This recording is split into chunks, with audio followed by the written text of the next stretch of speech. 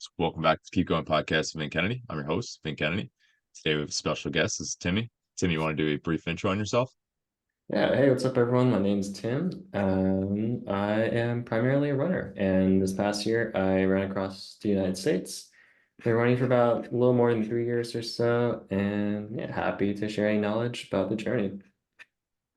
Love that, man. So we're going to talk a ton about the Transcon, I'm sure. But first, I would just like to get into like, who are you? What are you about? I know off air we just mentioned that you graduated not too long ago, and obviously now I'm assuming you're joining the workforce. If you kind of just want to touch on any of that.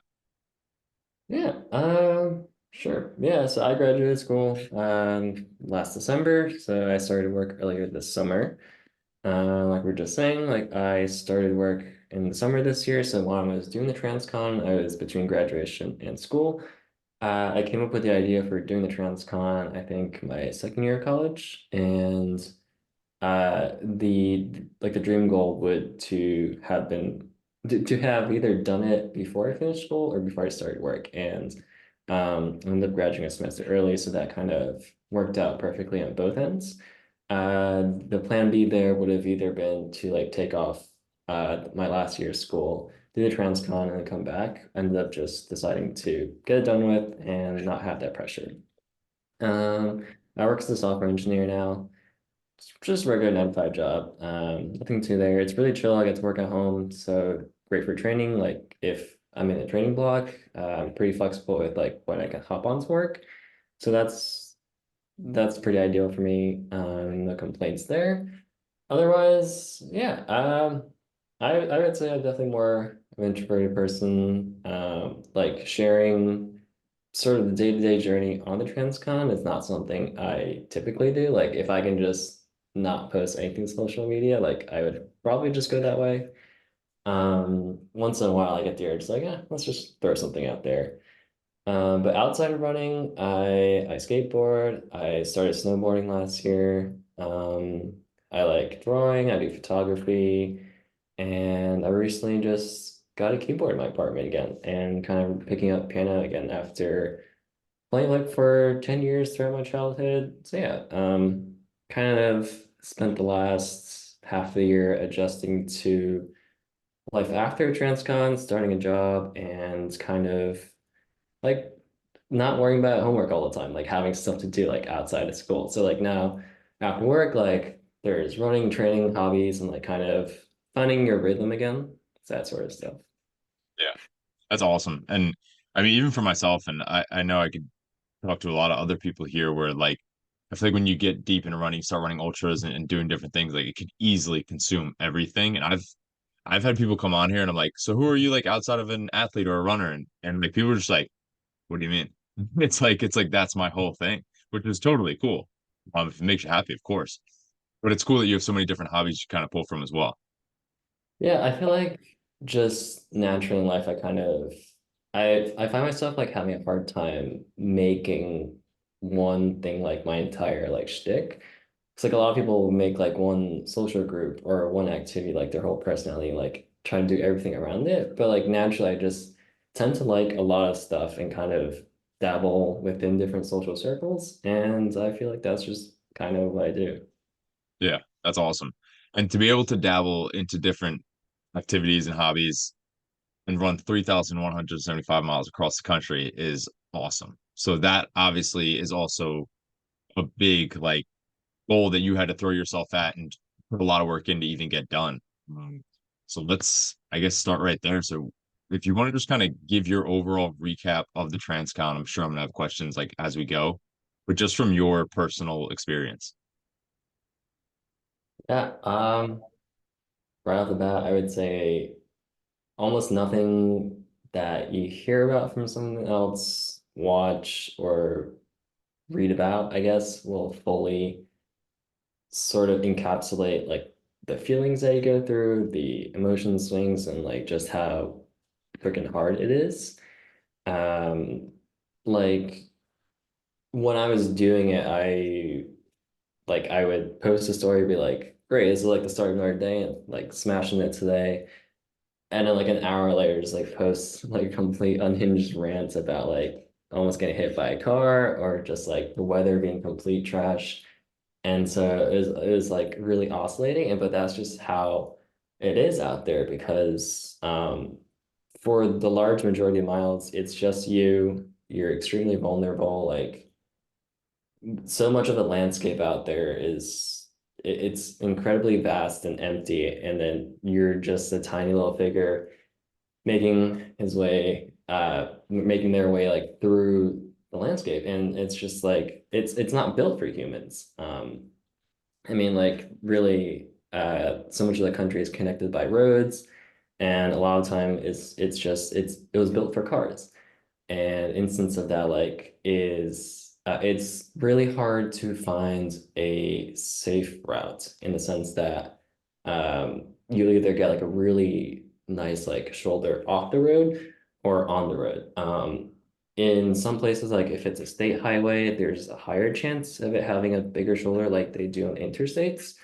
But for the large majority from like a back road or a state highway, like there's no regulation there. So sometimes you'll be running like next to a bunch of 18-wheelers on a state highway with no shoulder, and like you would either have to just kind of run off the side of the road or like dive off if someone got too close. And so the hardest part definitely was dealing with other people in the form of driving.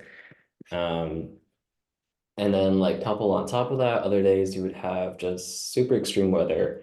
I had 2 days in Colorado back to back where it was sustained 30 to 40-mile winds and with gusts up to 70 miles per hour. So like for 2 days straight, it just didn't stop blowing.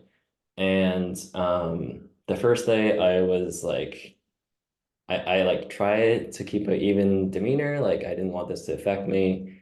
By the second day, I would just scream into the void, like anything to try to get through the day. Like the wind would pick up sand, dirt, fling into the back of my legs, like it stung. Anytime like a truck was driving up, you kind of see it wobbling in the wind, and that was really scary.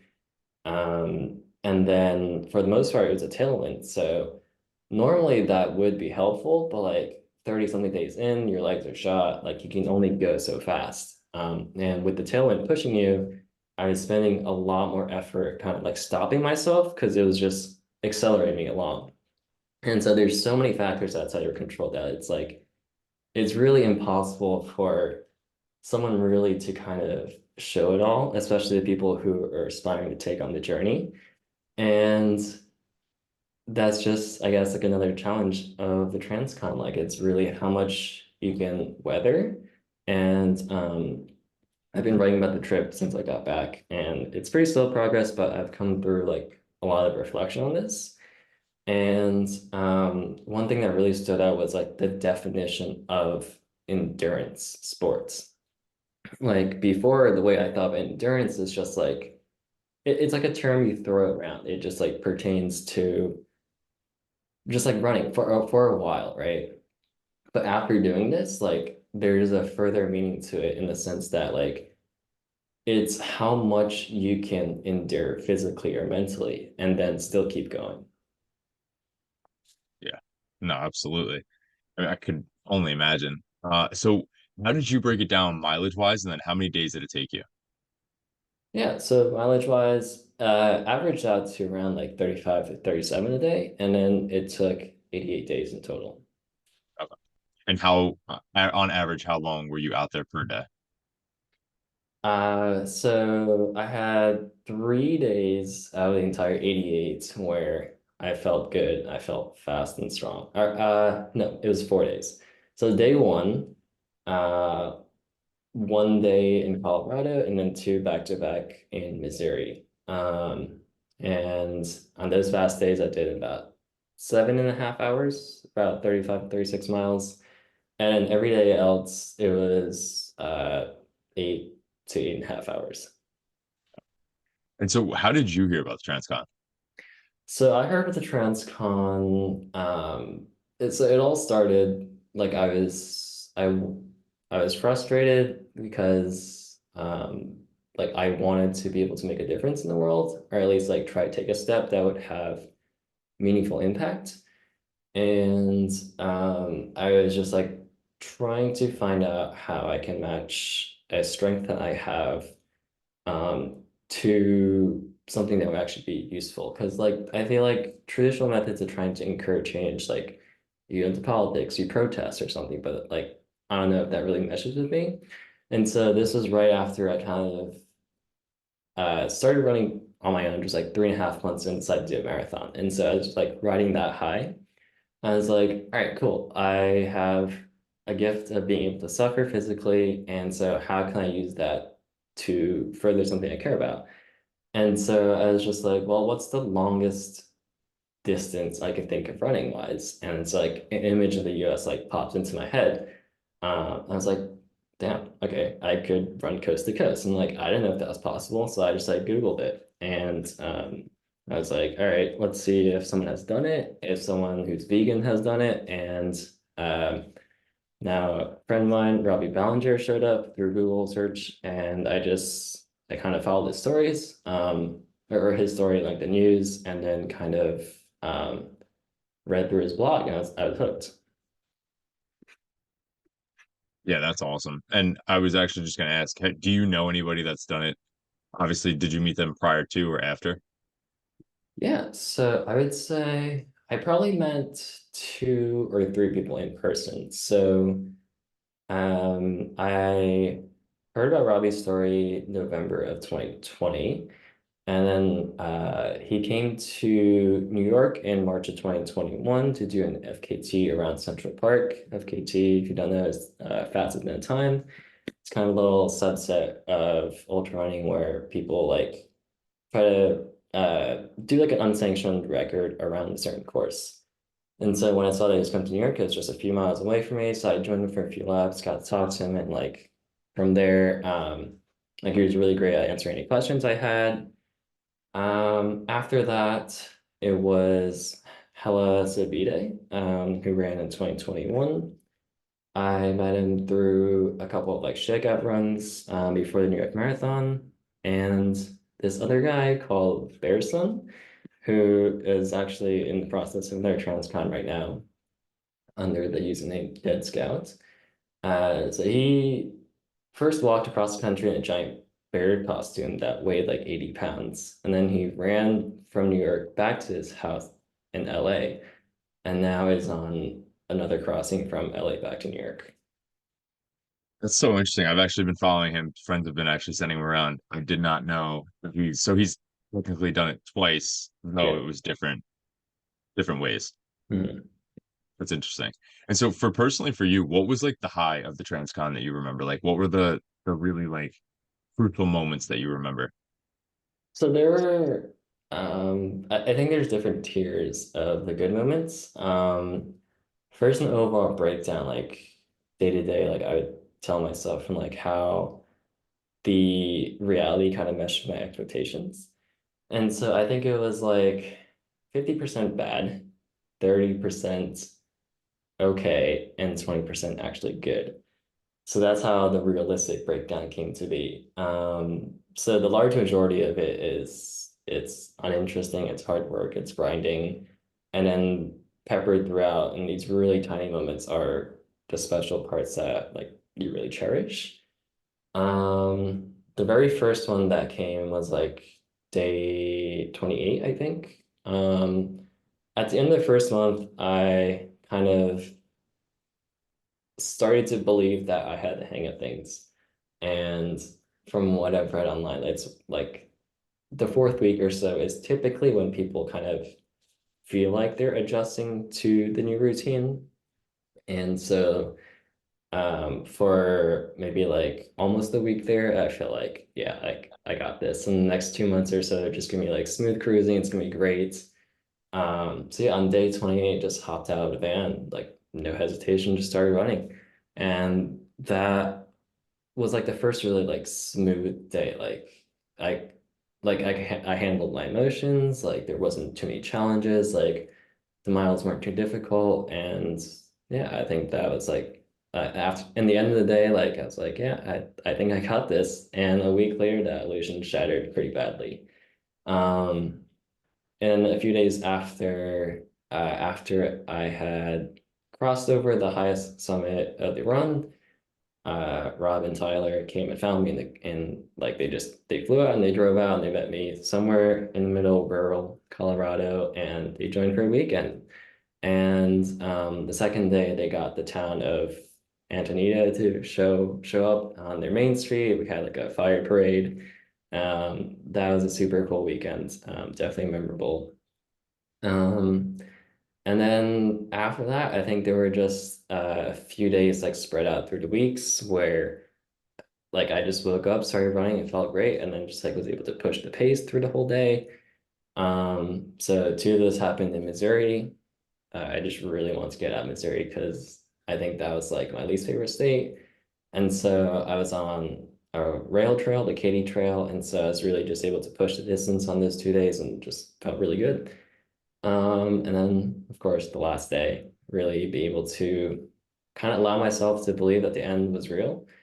Um, One thing that I learned really quickly was that like New York really is like an unfathomable distance away. And even up until like 3 days out, like the end didn't seem real. Like if I allowed myself to believe that the end was real, then like reality would crush you basically. Because like if you keep up the mindset that like the end is further away than it actually is, and it forces you into the present. But if you allow yourself to believe that it's closer and closer, then you're just gonna wish for that. But then it's still gonna be a long time before it comes to you. And so really in the last day, being able to kind of like let go of that weight was an absolutely amazing feeling. Yeah, that's awesome. And so your day basically, you would wake up. I don't know if you woke up the same time every day, and then you're basically out there for, should say, 7 to 9 hours, and then you're coming back. I'm assuming you're fueling up, obviously during your running, and then after you're fueling up, and then are you basically going to bed? And is that the day? Yeah, it was, yeah, that's the whole day. Like you have to, having a routine is absolutely essential. Um, like because the running takes up so much of the day and then not even just the running, you learn pretty fast that the logistics are the real challenge.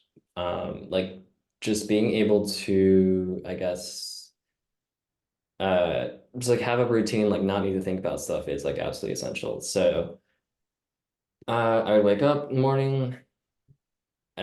Some people who do transcon can be like out on the road in like 30 minutes, and I don't know how you do that. Like I would wake up, I would eat breakfast, and then like spend probably like around 2 hours like in the morning. In that time, like going to the bathroom a bunch because you're eating so much food. Making just like a breakfast, so like smoothie. I said for breakfast, I drank Huel and ate Oreos basically. And then towards the end of the trip, I would do social media stuff in the morning, while before it was at night. So as my girlfriend and I, who was basically my crew, as we crossed through the time zones, we lost time. And if you're starting on the West Coast, you end up losing 3 hours in total. By the time you get to the East Coast, if you go the other way, it's better because you gain time. But basically, as the trip goes on, like your pace slows, you lose time. And so I think like the first week in California, I was starting around 9, finishing around 5. And then like the last week, starting closer to like 11 and finishing later at night. So I would have less time at night and just less time overall after when I was running. And so I kind of just had to swap a few things around my schedule. So towards the end, you also just like feel like it's not really worth mentally to kind of rush through things and really just get on the road. It's just whatever, like whatever you have energy for, just do that. Yeah, no, it's important. And that's a unique dynamic. So was it just you and your girlfriend for the majority? Yeah, and basically just us for the whole time. Tyler and Rob came for a weekend. We just like stayed at the same hotel. And then on like a handful of occasions, I had people reach out and people would come run with me for like 10 miles or so during the day. But yeah, it was just us and our dog. That's awesome. And you guys are basically just living at RV for majority. Yeah, we rented a van in LA before we started, and the goal was to camp out as much as you could, RV parks where there weren't camping spots, and then like a motel or hotel every 3 to 4 days. And how was sleep for you personally? I had no problem with sleep. Before I read a lot about people who like would have a lot of trouble sleeping. Either they were doing so many miles every day where it just didn't have time to sleep. If you're pushing like 50, 60 miles a day, you might only have like 6 hours of sleep. Or their legs would just hurt so much every night that they can't fall asleep. And I was pretty lucky, like I made sure like prioritizing sleep. I think I got 8 hours majority of days. And even if my legs were sore, like they most of the time didn't bother me in my sleep. So I was pretty lucky there. The main I guess complaint I would have is those 8 hours fly by. Oh, Like sure. the best part of the day was right as you're falling asleep, you're like get to just completely knock out, like don't have to think about this. And then a blink of an eye later, you gotta get up again. Yeah. So obviously running 35 to 37 miles a day is a lot. So what did prep look like? Because obviously you're not mimicking that in prep, or you would just start. So what did your prep kind of look like to get ready for that? Yeah, so I went through two prep stages. The first round, I would say, started a couple years, 2 years out from before I actually began. And the way I describe it is like when you're trying to plan for a transcon, like you'll know when the time is right to really begin. So in 2021, I finished up my first 50-mile race, and I was like, let's try giving planning a shot. And that summer, like I just had no idea where to start, and like I felt that, like I knew that if I started it in 2022, a year later, like I would have no idea what I'm doing. So like I felt like I didn't know where to start looking. I found some YouTube videos of like a couple who are walking across the country and try to learn some information from that. I asked probably some questions like how much it costs, like what are some of the stuff you needed. And the conclusion there was I just wasn't ready yet. So I gave myself another year to kind of just train for running and revisit it in 2022. So the second round planning began in June of 2022 after I run 100 miles before and a couple more like just self-support ultras. And from there, I felt a lot more ready. Just from self-supported ultras, you kind of learn a lot about like what you like to eat, how to like pack a lot of stuff, and just like what running essentials you need. So knowing what to pack for the transcon was kind of taken care of there. And also I started to I figured the best place to start was to plan the routes. Because I figured if I could get the route, everything else would fall into place. So once the route was done, I would know kind of what I'm running through because most of the country seemed pretty foreign. I didn't have an idea of what it'd be like. And then from there, I could figure out like transportation, make a supply list, and then I also made a document of just any scenario I can think of, like what to do when if it rains, if it snows, if I get bit by a snake, if I encounter wildlife, how to take care of blisters. That was a big one, even though I didn't really get blisters. How to like modify your shoes to fit you, how much you need to eat, what to eat, and just kind of thinking about everything you can think of and trying to get a solution from that. And so that was like the logistical planning. And then in terms of physical training, I just spent like half a year building up like 60, like around 60 miles a week for I'd say like 3 to 4 months. So this is from like August to November, December of 2022. And then at the end of December last year in 2022, I did a test run with my girlfriend.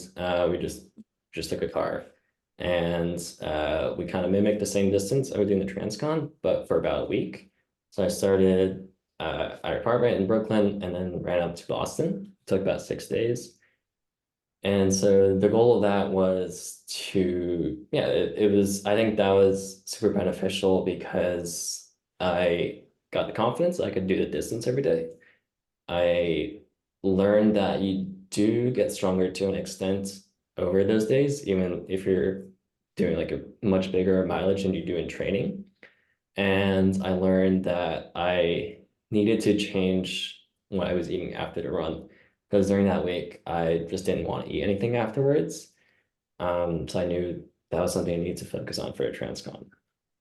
And then when I made it to Boston, I was doing, so the first 5 days I did about 37, 38 miles. And the last day I put in like 50 miles to get to the edge of Boston.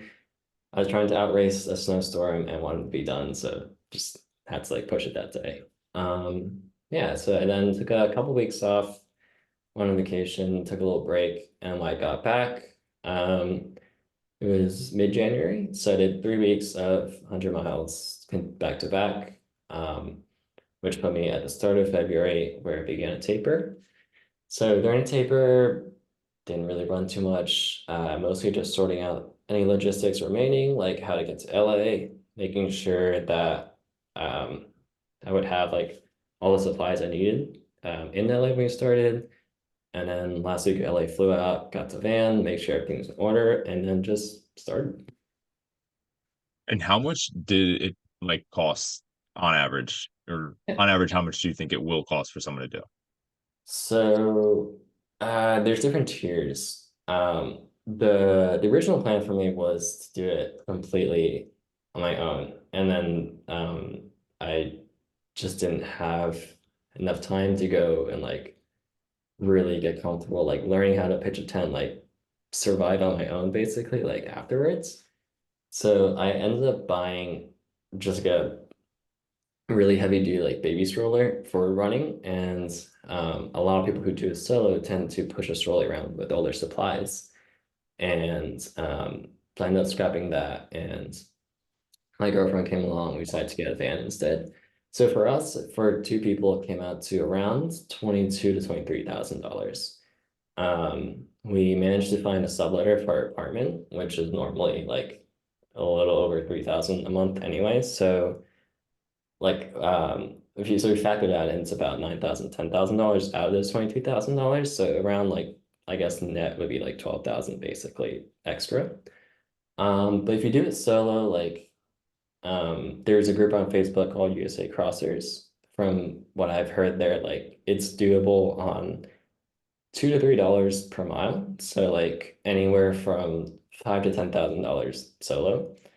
I would say like the way we did it with the van, it's somewhere in the middle, so like 20,000, $30,000. And then if you get an RV, a whole crew, it could be upwards of $50,000. Good to know.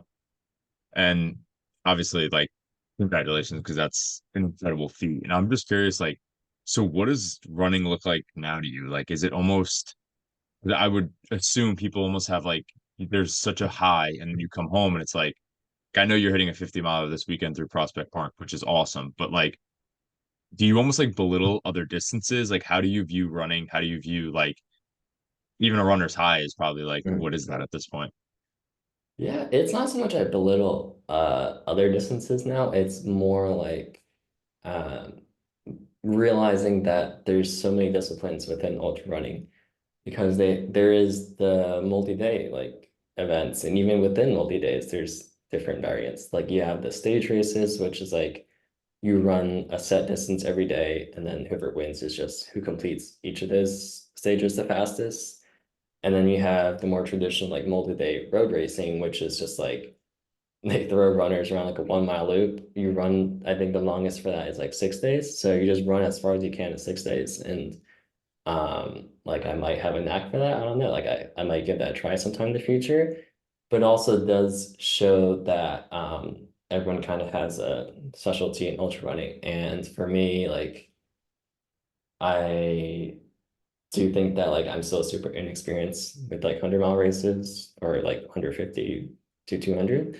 And so I definitely want to tackle more of those. And there's definitely a ton of those that pique my interest. Right now, I think my next big goal is the Spartathlon. and I am like building my way up to that. So doing a bunch of shorter distances, like 50 and then 100 next year, and really try to work my speed up for that race to qualify.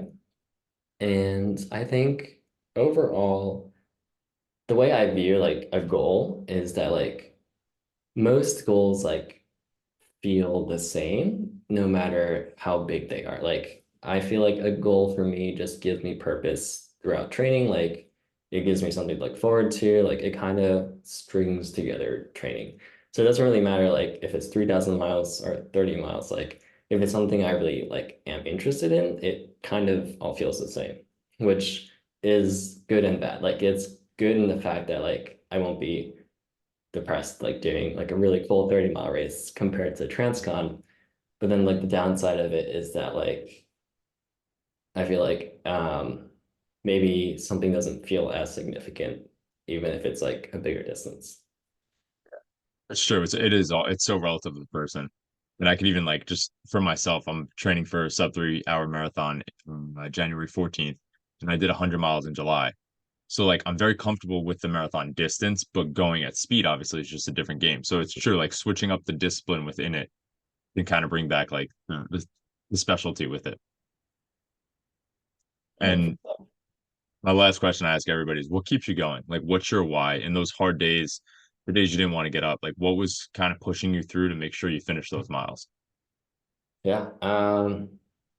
So what I found was it doesn't matter if you have, or at least for me, I think it doesn't matter what you're doing to run for.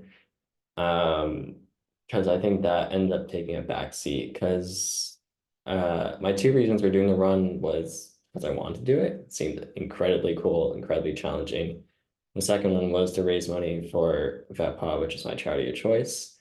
And in those tough moments, I found that it was just, it took too much conscious effort to think about those two things as my why for keeping going. It was something that was further like that was just embedded deeper into like my psyche, I guess. And so it ended up being that it would have been harder to quit than it was to keep going. It would have been like more painful to stop halfway than whatever like pain I was in that moment. And that was the one that kept me going because like the fear of falling short of the goal overpowered basically anything else. And so like in those moments, like that wasn't something I had to think about. It was just there. Yeah. No, it's so true. And I brought it up before, but I'm not sure if you've heard Chris Williamson. He has the Modern Wisdom podcast. He talks about this. They did a study where they had rats actually in a tube and they would waft cheese in from the front. And they noticed that when they waft cheese in from the front, that the rats had let's say like a 6 out of 10 eagerness to get to the cheese. But when they added the smell of a cat from behind, they were actually driven further, and I think it was like an 8 out of 10. So you're actually driven by your fear more than you are running towards your ambitions. So that makes Mhm. complete sense. Yeah. And that speaks to just overall, like when you're training for something, like really don't when the going gets hard there, like that's when you build the little bricks for your wall of discipline. Like if it's a regular training run, you might think it's not consequential. Like if you just like take it easy maybe for that day where you think, but those add up over time. And that's not to say like you have to be like part of every time, but just know that like when you're faced with those choices, like when possible, like if you're in a good mental state or something, like try to push through because it's those moments that kind of make that decision sort of it turns it into like almost an instinctive thing. Yeah, it's so true, man. Honestly, I really, really appreciate the time, and I appreciate people like you for doing the Transcon because it put it on my radar, and I'm really excited for it. Yeah, no worries. Definitely. Love. Super excited to follow progress. Thank you, man.